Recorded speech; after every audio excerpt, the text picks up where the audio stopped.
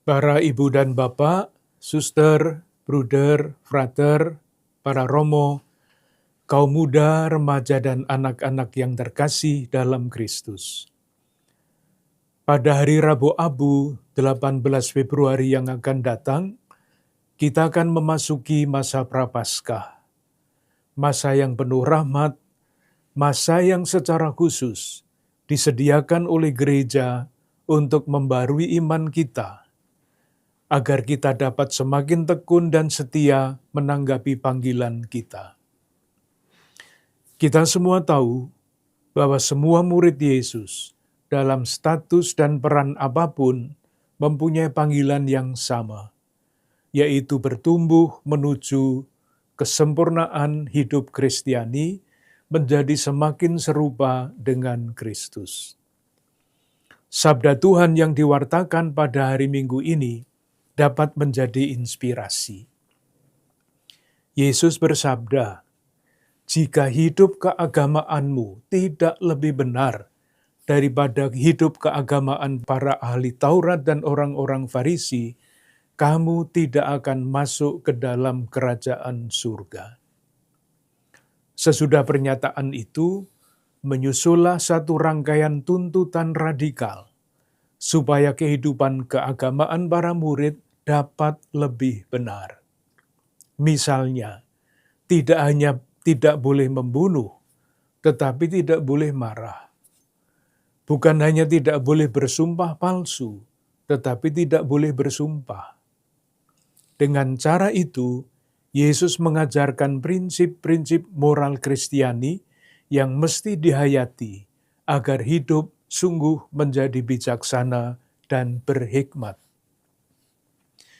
Hikmat itulah yang diberitakan oleh Rasul Paulus.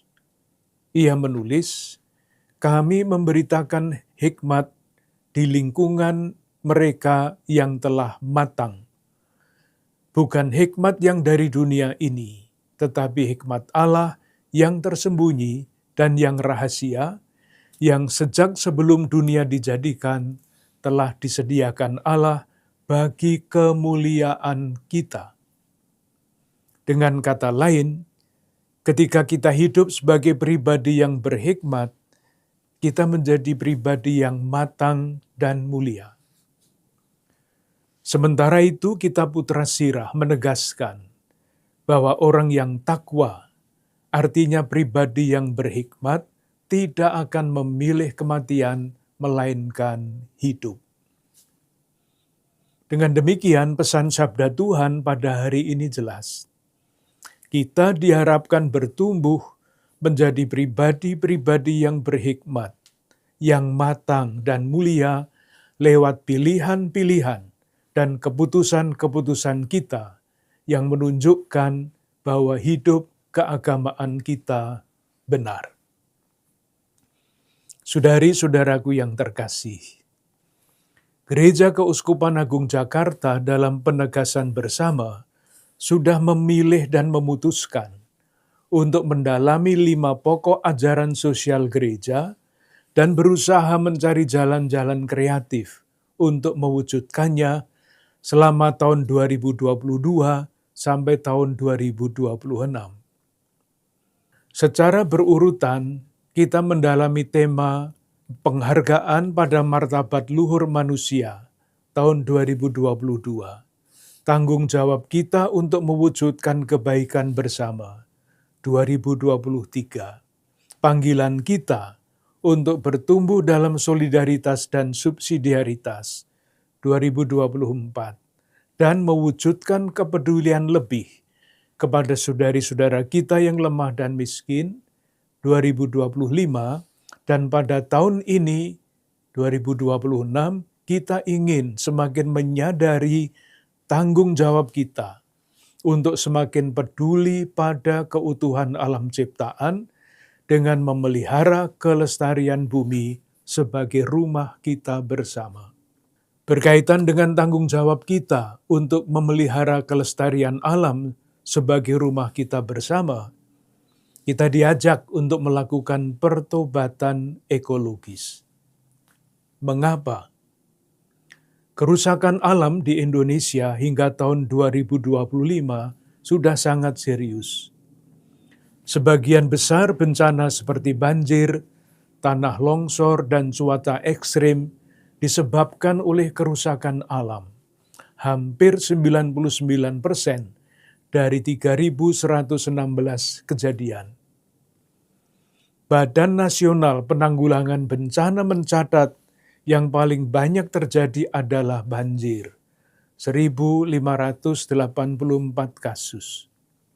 Bencana ini yang antara lain juga disebabkan oleh ulah manusia, menyebabkan korban jiwa, pengungsian massal, dan kerugian fisik yang besar. Sumatera menjadi titik paling parah. Ini memberikan petunjuk bahwa Indonesia merupakan wilayah yang berisiko tinggi. Sementara itu wilayah Jakarta, Bogor, Depok, Tangerang, dan Bekasi menghadapi masalah lingkungan yang serius. Banjir, polusi udara parah dari kendaraan dan industri, pencemaran air sungai, air tanah akibat limbah rumah tangga dan industri, krisis sampah dengan timbunan yang terus naik, penurunan muka tanah, dan kerentanan iklim yang mengancam kita semua, terutama saudari-saudara kita yang paling miskin dan rentan. Saudari-saudaraku yang terkasih, untuk menerjemahkan tema kepedulian pada keutuhan alam ciptaan tahun 2026, Aksi Puasa Pembangunan tahun ini memilih tema Pertobatan untuk Merawat Bumi, Rumah Kita Bersama. Di balik tema ini ada gagasan besar yang dikemukakan oleh mendiang Paus Fransiskus, yaitu ekologi integral. Paus Fransiskus menampilkan Santo Fransiskus Assisi sebagai teladan pribadi yang menghayati ekologi integral itu dengan mengatakan bahwa Santo Fransiskus Assisi adalah seorang mistikus dan peziarah dengan hidup sederhana dan dalam harmoni dengan Allah, dengan orang lain, dengan alam, dan dengan dirinya sendiri. Relasi kita dengan lingkungan hidup tidak dapat dipisahkan dari relasi kita dengan manusia lain. Setiap orang di bumi ini seharusnya terhubung satu sama lain, dan dari kesadaran ini muncul solidaritas baru dan universal. Masalah lingkungan hidup yang kita hadapi sekarang ini berakar dari tidak adanya solidaritas universal ini. Ketika manusia merusak hubungan dengan Allah, dengan sesama dan alam, ia tidak akan mampu menyadari bumi sebagai rumah kita bersama, dan tidak akan mampu pula memikul tanggung jawab untuk merawat bumi. Inilah yang ditegaskan oleh Paus Fransiskus dengan kata-kata ini. Tidak ada dua krisis yang terpisah. Yang satu menyangkut lingkungan alam dan yang lain lingkungan sosial. Tetapi hanya ada satu krisis sosial lingkungan yang kompleks. Dalam keadaan seperti ini kita diajak untuk mensyukuri anugerah alam ciptaan serta bertanggung jawab untuk mengelola dan merawatnya di tengah-tengah krisis ekologi yang serius saat ini. Kita perlu melakukan aksi nyata untuk merawat dan menyelamatkan alam ciptaan sebagai wujud pertobatan ekologis. Aksi kepedulian terhadap alam ciptaan dapat dikembangkan dengan berbagai cara kreatif yang tidak hanya memberikan dampak positif sosial dan kelestarian alam, tetapi juga mendatangkan keuntungan ekonomi, misalnya dengan mengembangkan ekonomi sirkular. Sudah banyak pribadi, keluarga, maupun komunitas yang berupaya secara kreatif melakukan aksi-aksi nyata yang mencerminkan kepedulian pada alam ciptaan. Hal-hal baik ini hendaknya terus dilanjutkan sampai menjadi kebiasaan dan gaya hidup yang berkelanjutan. Kita perlu juga bekerja sama dengan otoritas pemerintah dan lembaga-lembaga kemasyarakatan agar gerakan kepedulian kita pada keutuhan alam ciptaan semakin berdampak luas. Beberapa gerakan aksi nyata yang sederhana namun nyata bisa kita kembangkan. Misalnya, memanfaatkan lahan-lahan kosong untuk ditanami, mengembangkan pertanian kota, mengolah sampah menjadi berkat, tidak membuang makanan, menghemat pemakaian air dan listrik. Usaha-usaha seperti itu dapat sekaligus menopang kebutuhan pangan keluarga, memperbaiki kualitas lingkungan, dan menambah penghasilan. Kita perlu mengupayakan penyediaan tempat sampah terpilah, memanfaatkannya, serta membangun kerjasama dengan bank-bank sampah yang dikelola pemerintah maupun pihak lain. Kita juga perlu mempromosikan kepedulian pada keutuhan alam ciptaan kepada anak-anak, remaja, dan kaum muda yang akan lebih efektif jika orang tua memberi contoh. Lembaga-lembaga pelayanan pendidikan, pelayan kesehatan, dan pelayanan sosial lain juga merupakan wilayah yang sangat penting dalam promosi kepedulian terhadap lingkungan hidup ini.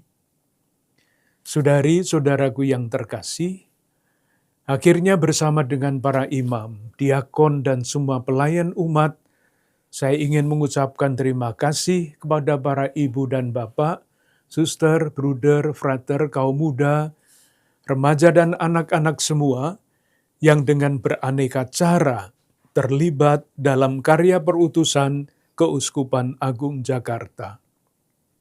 Kita berharap melalui pertobatan ekologis dan berbagai aksi kepedulian pada keutuhan alam ciptaan yang kita lakukan, dan melalui hidup sederhana dan bijaksana yang kita jalani dengan meneladan Santo Fransiskus Assisi, kita dapat berkontribusi untuk mewujudkan kelestarian alam ciptaan Tuhan, wujud nyata keselamatan untuk generasi sekarang dan yang akan datang.